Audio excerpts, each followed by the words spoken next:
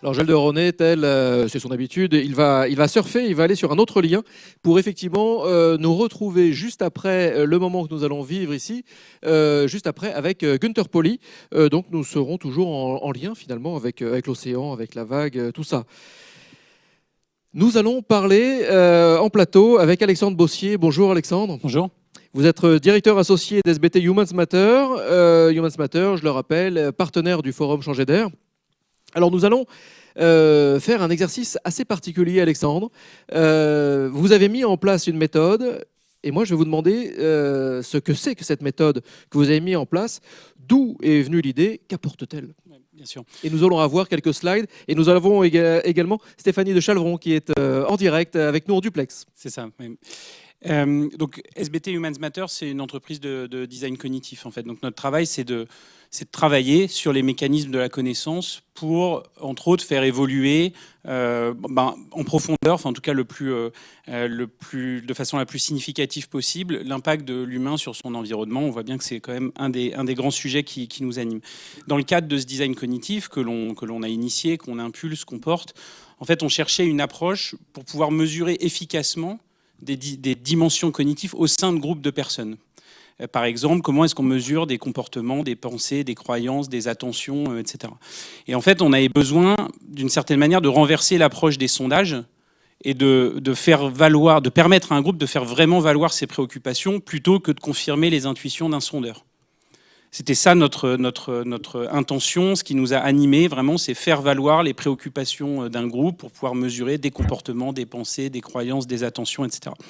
Et donc on a rencontré Stéphanie, que je vais laisser parler plus en détail des bases méthodologiques qu'on a utilisées. On a rencontré Stéphanie qui avait déjà travaillé sur les bases de cette méthode et on a décidé avec elle d'accélérer son développement.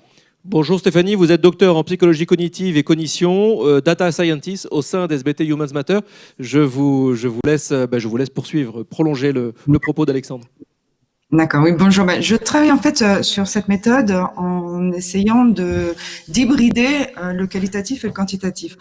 J'étais partie du principe qu'il y a beaucoup d'avantages au qualitatif, notamment la richesse de la parole, et également au quantitatif. Mais il y a une petite... du temps, parce que c'est très très long de pouvoir développer ce type de questionnaire. Donc aujourd'hui, c'était souvent des questionnaires pas très très valides sur le plan mathématique. Donc l'idée, c'était de rassembler qualitatif, quantitatif, tout en ayant à la fin un outil de mesure qui soit dit valide, du moins sur le plan scientifique. Et en quoi c'est une méthode en quoi, Stéphanie, c'est une méthode inédite ? La méthode que vous opérez. En fait, j'ai entendu parler tout à l'heure de rupture, notamment, et puis d'intelligence collective. Elle est très, très inédite de ce point de vue-là. C'est-à-dire que c'est vraiment un paradigme nouveau, complètement, puisqu'elle rassemble effectivement qualitatif et quantitatif, parce que on n'a plus besoin de passer 3 à 7 ans, parce que c'est le temps nécessaire pour développer un questionnaire dit scientifique.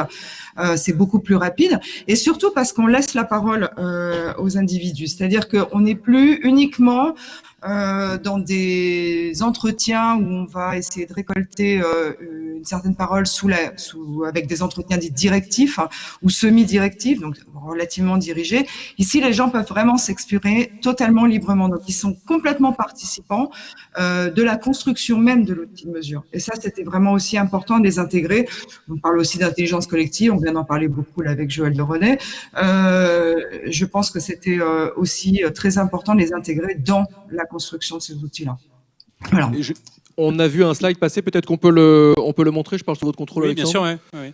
Avec plaisir, Jonathan en régie, merci de nous montrer le slide. Alexandre, vous parlez de design cognitif, mais pourquoi avec cette méthode ? En quoi c'est du design cognitif ?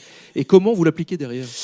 Donc déjà, en fait, ce que nous, on appelle le design cognitif, c'est vraiment une approche qui permet à un collectif de lui-même se développer, et notamment de développer ce qu'on appelle ses potentialités cognitives, c'est-à-dire ses capacités en termes de prise de décision, d'apprentissage, de coopération, d'imagination, etc., etc. Et donc en fait, quand Stéphanie dit c'est un nouveau paradigme, effectivement, c'est une méthode qu'on a mis en place. Je pense que c'est la force de ce qu'on présente là, c'est d'avoir vraiment mis en place une méthode, expérimenté cette méthode, ce qui va la permettre de pouvoir la transposer à d'autres sujets. On présentera cet après-midi les premiers résultats de ce sur quoi on l'a déjà appliqué, qui sont les sujets d'attention des Français. Voilà. Donc on présentera des détails, des premiers résultats cet après-midi. Mais la force, c'est que c'est une méthode. Donc elle va pouvoir être transposée, répétée, mise sur d'autres contextes. Mais c'est un vrai changement de paradigme dans le sens où on ne cherche plus à venir confirmer des intuitions ou des hypothèses de sondeurs. Voilà, typiquement, un sondeur, il fait des hypothèses, il va faire un sondage et ensuite il publie des résultats qui sont une photo à un instant T. Ça fait un rapport, ça fait des beaux camemberts, des statistiques descriptives, etc., etc.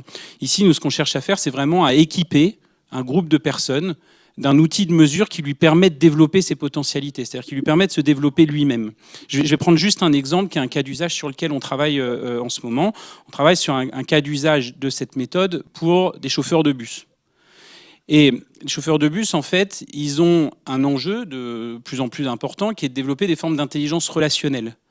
C'est-à-dire ne plus simplement être bon dans leur job, dans le sens conduire leur bus, bien le garer, être à l'heure, etc., mais aussi faire preuve d'empathie, faire preuve de savoir créer du lien avec les usagers de leur bus, etc. Bon, comment on mesure ça? Comment on mesure qu'ils sont réellement en capacité de le faire, qu'ils le font vraiment?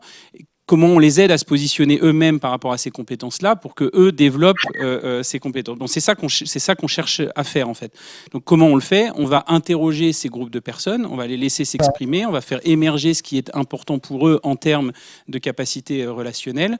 Ça, ensuite, on le modélise et ça nous permet de créer des échelles qui sont propres à ce groupe-là. C'est-à-dire que ce ne sont pas des échelles normées par une institution quelconque qui appliquerait un standard sur eux, on laisse les gens s'exprimer et grâce à un assemblage d'analyses lexicales, sémantiques, factorielles, etc., on est capable de créer des échelles qui sont propres à ce groupe. Donc on équipe le groupe en outils pour se mesurer lui-même.